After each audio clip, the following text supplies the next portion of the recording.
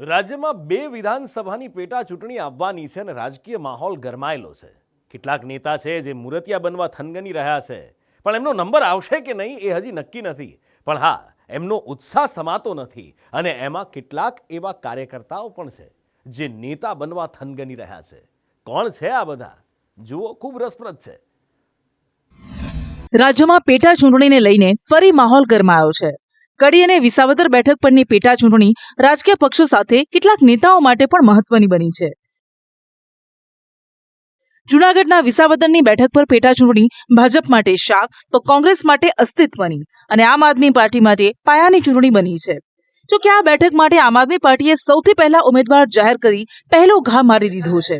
કોંગ્રેસ હજી અસમંજસમાં છે, જ્યારે ભાજપમાં દાવેદારોનો રાફડો ફાટ્યો છે. કોણ કોણ ઉમેદવાર બનવા માટે થનગની રહ્યા છે તેની વાત કરીએ.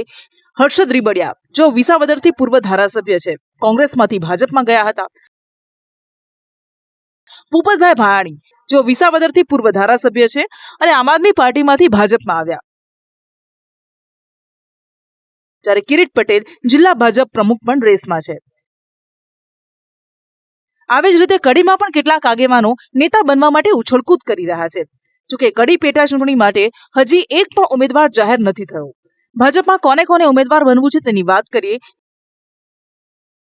તો જાણીતી સિંગર કાજલ મહેરિયા, અભિનેતા નેતા હિતુ કનોડિયા, કરશન સોલંકીના પુત્ર પિયુષ સોલંકી, કરશન સોલંકીના પીએ સુરેશભાઈ, પૂર્વ જિલ્લા પંચાયત પ્રમુખ પ્રહલાદભાઈ. આમ હાલ આ પેટા ચૂંટણી માટે કેટલાક નેતા આગળ પડતા દોડી રહ્યા છે, થનગની રહ્યા છે, પરંતુ પસંદગીનો કળશ કોના પર ઢોળાશે, દુલ્હાનો સહેરો કોણ બાંધશે તે તો સમય જ બતાવશે.